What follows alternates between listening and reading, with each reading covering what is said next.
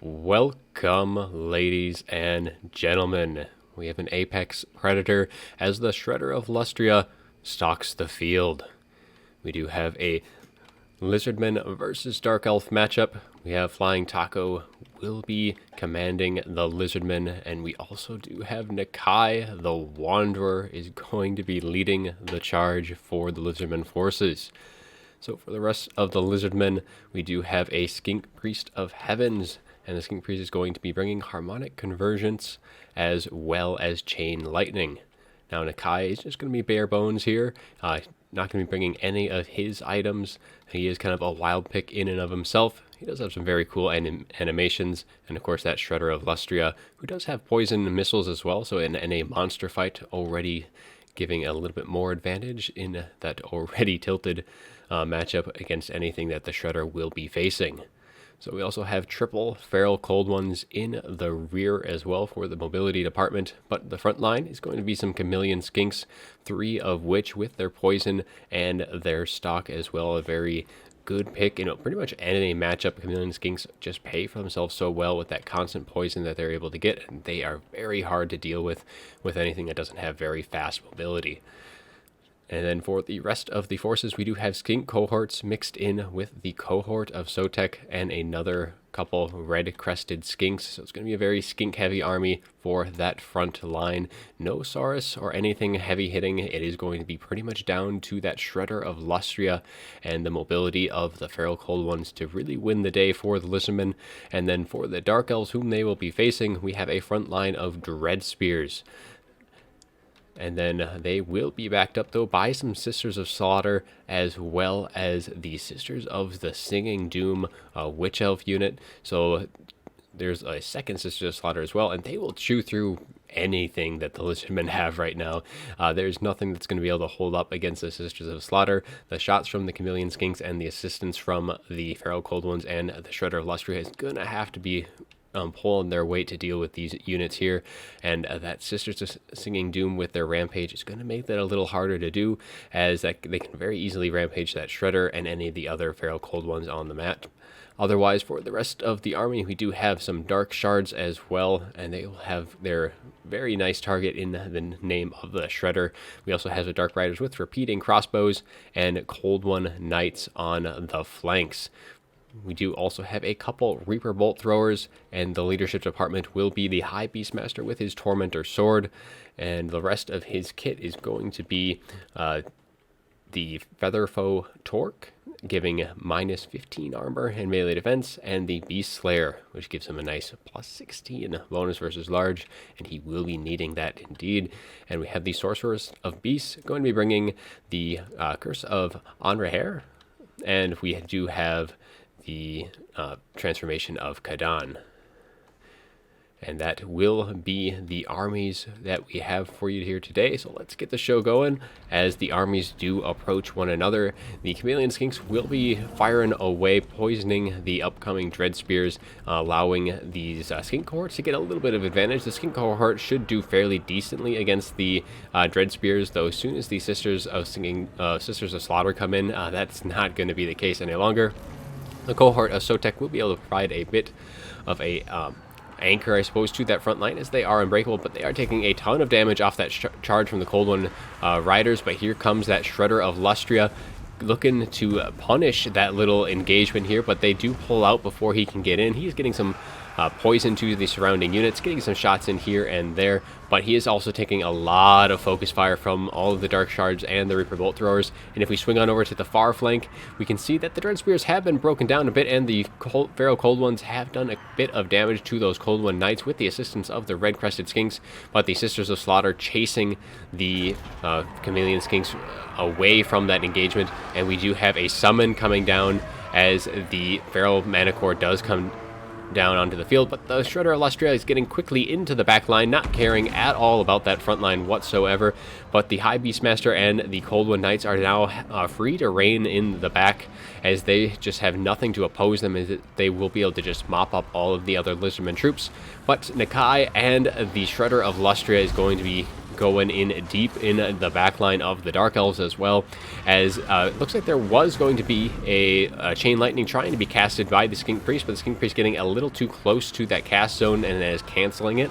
What does look like this one's going to go off, and a very nice cast, doing a good amount of damage to the Sisters of Singing Doom, but it does go off into the no man's land pretty much. But these repeater crossbows and dark shards doing a number on that shredder. The shredder is already very, very low, and there is no life magic to get him back up to full.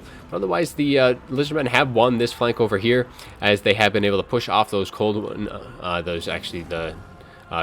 Knights, yes, and the Feral Cold Ones have gotten into the back line of those Dark Shards, shutting them down with the assistance of the Skink cohort. So good work on that side, and the Chameleon Skinks just pretty much kiting away from the rest of the chasing army.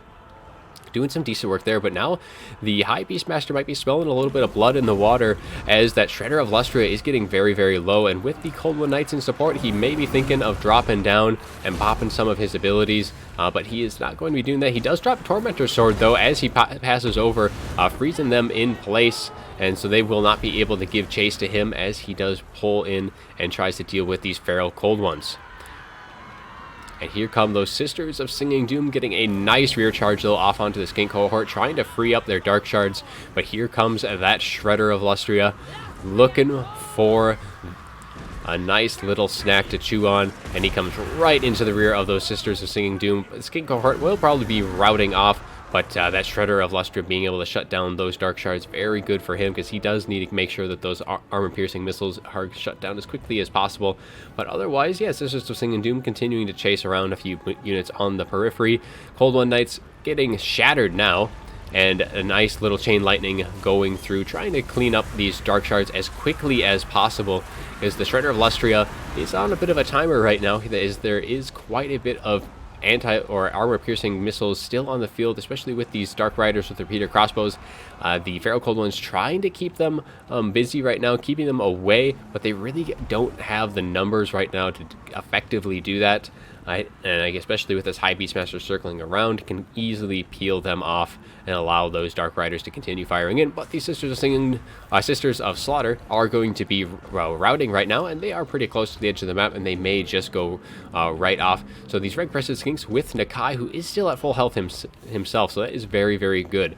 And that High Beastmaster is just trying to clean up everything on the edges of the map, leaving that Shredder for last for him to deal with, and trying to let the AP missiles do as much work as he can. And there is another Feral Manticore, and that Feral Manticore can work its way into that Shredder no problem, because it is a summon and it will dissipate anyways. So it's pretty much just trying to get free damage off onto that Shredder to allow that High Beastmaster to be able to finish it off. But we'll see if they are able to do that. I mean, still, even the Shredder Lustria, I mean, right now it still has 2,000 HP, and that High Beastmaster is going to be in a bit of a predicament, but he does jump into the air. But those Sisters of Singing Doom should be able to rampage this Shredder of Lustria now that it is so low on health. And that could prove a bit of a problem, because it is getting very, very low, and there it goes. It is down to 300 health. It is routing, and it will likely not come back, as that High Beastmaster does finish off the Shredder of Lustria, and down it shall go. And now it is just going to be down to Nakai to deal with the High Beastmaster, and that High Beastmaster does have a very nice anti-large ability, so that is going to be a bit of a predicament for that Nakai to deal with. But we do still have some Chameleon Skinks to assist, as they do have a little bit of ammo left, and some Feral Cold Ones are going to be jumping into this fight, trying to deal with the Sisters of Slaughter and the Sisters of Singing Doom. Though, if we take a look at what else the Lizardmen have, we do have a fairly healthy Red-Crested Skink, and otherwise we have some more Skinks way on the edge of the map, and they really would be nice to have those back into the main engagement here, as Nakai is kind of standing alone. The balance of power is pretty much dead even at this point. Red-Crested Skinks mopping up these Dread Spears, and they should be able to finish off the Sisters of Slaughter and the Sisters of Singing Doom as well. So these kind of elite but fairly squishy units will be off the field. So it is just going to be down to pretty much Nakai and the Sorcerer against the Sorcerer Beast, as well as these Dark Riders. But those Dark Riders are pretty much out of ammo at this point, and they are going to just be finishing off all the low-hanging fruit right now, clearing out these chameleon skinks, though there is one unit here that is still full health, but it has used up all of its ammo, and there is a few more shots left on these as they look to be pushing off these edge units on the edge of the map as well. But here is Nakai. He's going to be wading into battle right now as he is chasing off after the Sorceress Beasts. These Dark Riders will just be cycle charging in and out of this engagement as they pretty much just kite away, allowing for the rest of the units to finish things off as the High Beastmaster going after that King Priest of Heavens. King Priest will definitely be losing that engagement, and he is way off on the edge of the map, but in the meantime, Nakai is finishing off the Sorceress of Beast, so that is going to be it for the magic on both sides of the field. I mean, the Sorceress of Beast has pretty much used up both of her summons, so there's not really a whole lot of use left in her, but a harmonic convergence from this King Priest of Heavens could have been fairly helpful in that late game engagement. But there isn't really much use for the Chain Lightning at this point. So depending on the winds of magic, it may not be that big of a loss anyways. But the balance of power is now actually showing that the Lizardmen have the advantage here as they have been able to finish off all of the supporting units. So now, and the Skink cohort have finally regrouped with the rest. So the Lizardmen will have the infantry support to deal with this final engagement. But there are some Dark Riders with repeater crossbows. They aren't really good in a melee assistance role because there's especially, I mean, Nakai is going to be here, so he'll be able to deal with these repeater crossbows fairly easily. And these chameleon skinks have like one volley left, if even. Hopefully they're not on fire at will, because that, I mean, just that one volley of poison at the right time could very, very help this final engagement with that High Beastmaster, and so this final engagement should be coming underway fairly quickly as, yeah, both sides just making sure everything is accounted for in the final stage of the fight. Now, these chameleon skinks, they're getting probably a little ahead of themselves. They don't want to become the next low-hanging fruit, as they probably should be just kind of falling back and just staying with the rest of the units here. I mean, this other unit is done and dusted, so these chameleon skinks really should regroup with Nakai and wait for that final engagement, as they will surely be finishing them off as these Dark Riders do chase off the last of those chameleon skinks. So here comes Nakai, and they are going to be chasing after these last surviving units of the Dark Elves. Definitely things looking good for the Lizardmen here. There are still some units way off on the distance with the Skin cohort, but they will not be any help in this final battle, as it will be decided here and now, as that High Beastmaster looking to get the right engagement, trying to get the drop off on Nakai. But Nakai is such a beast of a unit. A nice charge, though, by the Dark Riders, and here they come. Tormentor Sword is dropped down, and a very nice little use of it there, allowing for these Dark Riders here. I'm not sure where those Dread Spears are coming from, but yeah, those Dark Riders to just pretty much get a nice free charge and prevent Nakai from countercharging, and a final volley going off right into Nakai. A few shots landing in, but for the most part, most did sail a little high and to the side. So now that, yeah, the Dark Elves do need to engage here, though I don't think they really have much of a chance in this final battle. Nakai wading through, just swinging that stick to and fro, but a nice little rear charge by the High Beastmaster, getting a hit off onto Nakai himself. But now Nakai does have his Cold-Blooded, so giving himself a little bit extra leadership for this final engagement. And the High Beastmaster himself is going to be standing alone as these Dark Riders with their repeater crossbows do rout, showing that they were not really good for that melee fight. And now the Red Crested Skinks with the Skink cohort will be assisting Nakai as they keep just chipping away in the rear of the High Beastmaster, and Nakai is just going deep, doing a bunch of damage to that High Beastmaster.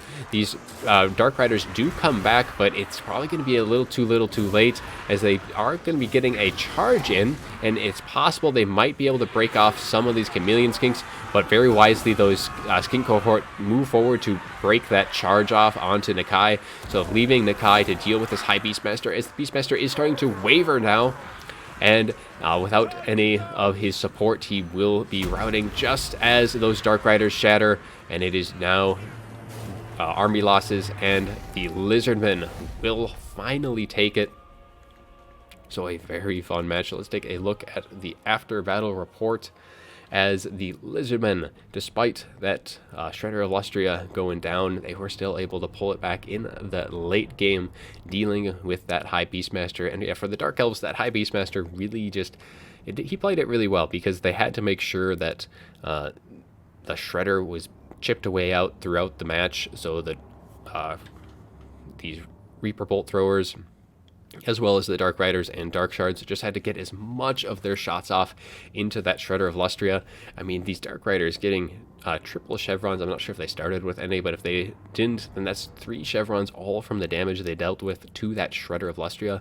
So they were able to use up all their ammo. Very good work on them. And all these Sisters of Slaughter and the Sisters of Singing Doom able to just chew through the Skink cohort while they were still alive. But they are very squishy, so they did get worn down throughout the course of the match by Feral Cold Ones and the other units, and just the shots from the Chameleon Skinks wearing them down as well. But well played on both sides. Flying Taco bringing some very fun units with the Shredder and Nakai. And that will be all I have for you here today. I do hope you enjoyed the video, and as always, have a good one.